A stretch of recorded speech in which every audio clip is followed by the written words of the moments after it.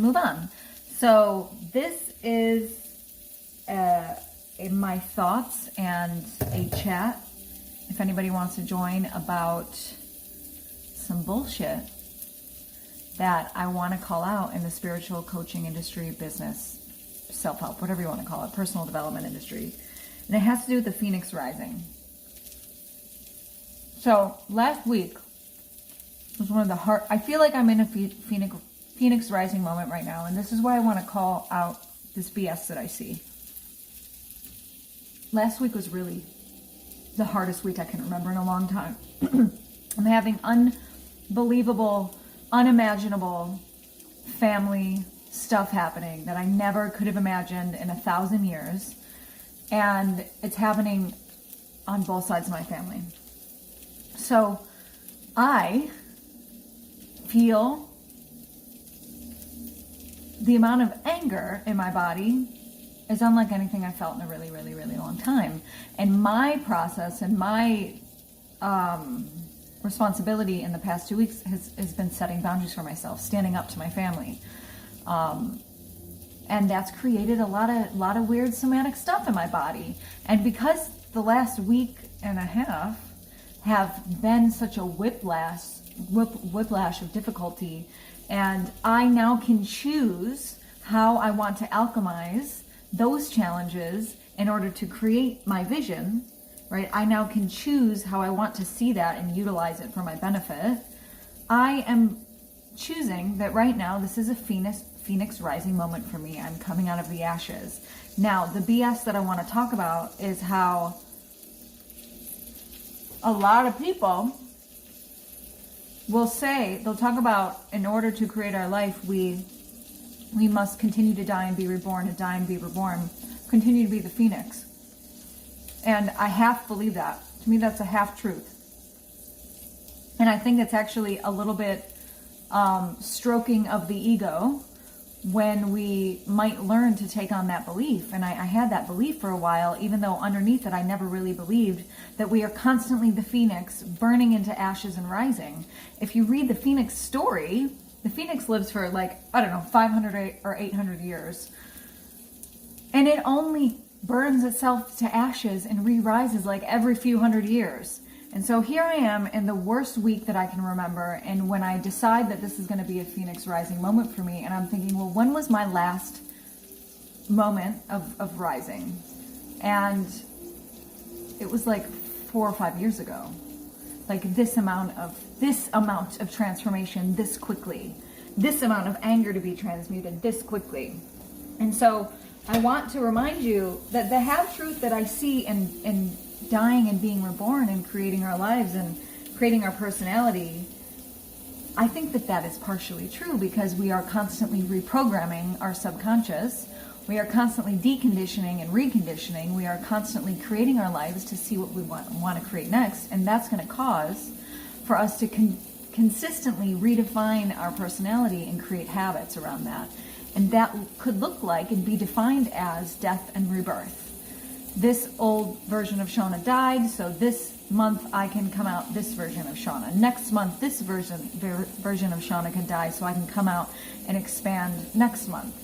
And if we think about death, it doesn't have to be as dramatic as the Phoenix crashing and burning into fiery ash and rising again. Sometimes death is peaceful. Sometimes death is in our sleep. Sometimes parts of my personality die when I'm laughing and I'm finding out that that's safe.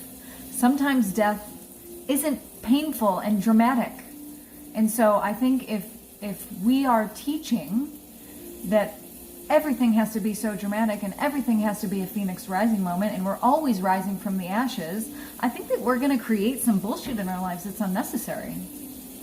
Versus thinking that occasionally, when life calls for it, we get to decide to be the Phoenix to rise from the ashes, but we don't have to be a self-fulfilling prophecy and create that for ourselves.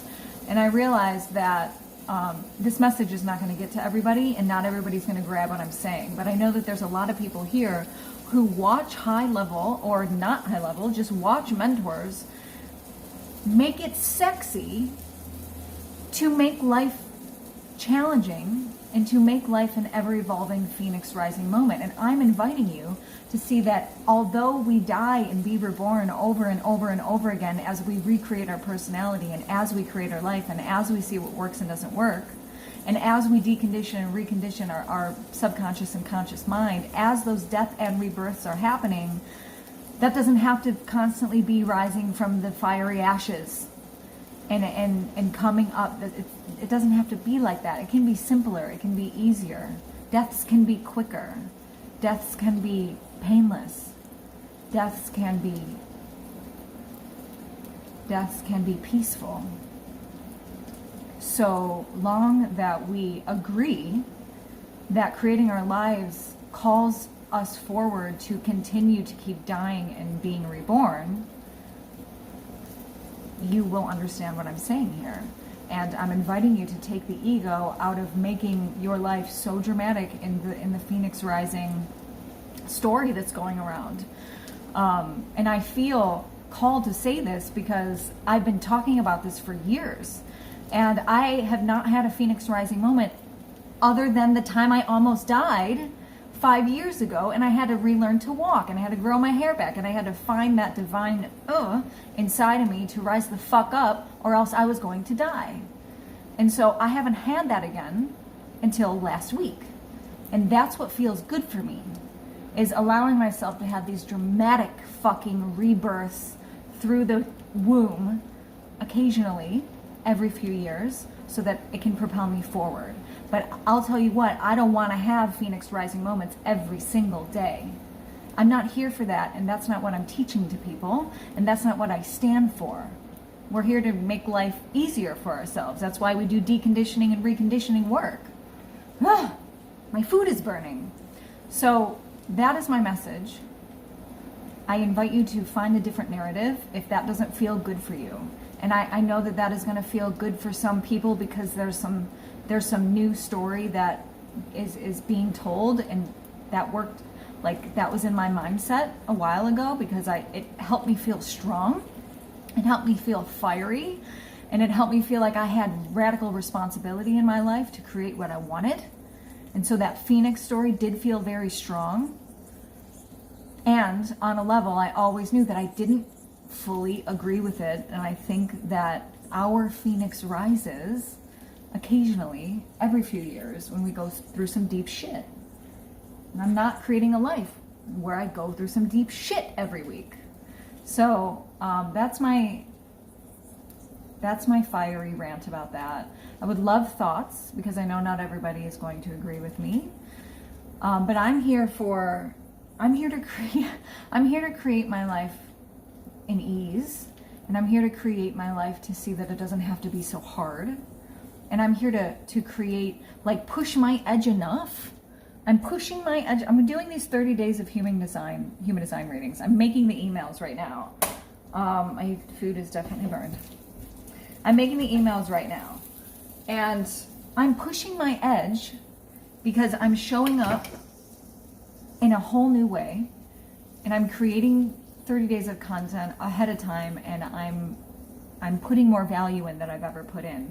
And yes, I'm stretching my edge, and I'm like a little bit of death each day. Like today, I worked for an extra half an hour to finish the one thing that I was doing because I am learning to work more efficiently, and sometimes that's going to mean stretching my edge to work harder.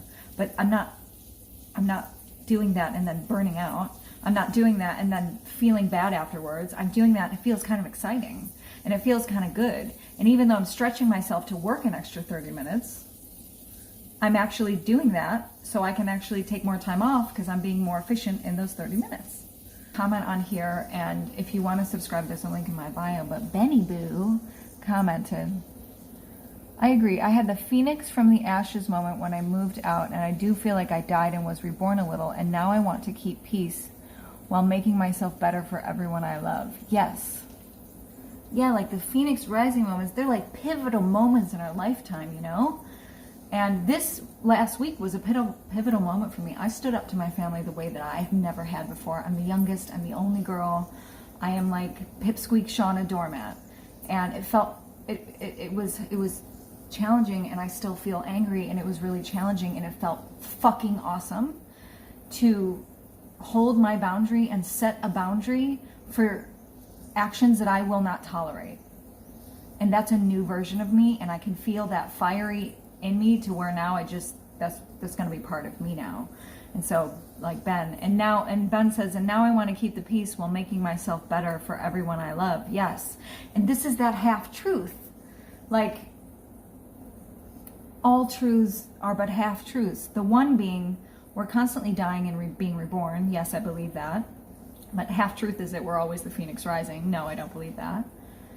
Half truth, Ben wants to keep himself peaceful while he wants to keep the peace while he's making himself better for everyone he loves. That's a half truth. And then the other half truth to that is that Ben is, I'm sure, already found and is going to find that he's going to have to look at parts of himself that he kind of doesn't want to look at in order to keep the peace. And so there's this constant tugging from both sides of our spiritual and personal development journey.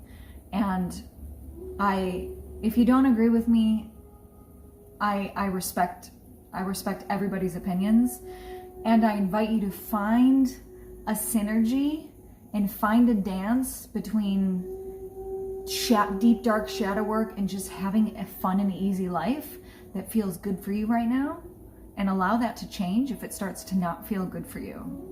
And then we learn how much we can handle along the practice. And so if you fall off or you get burned out, then you get that feedback and you learn and you step up and you try again.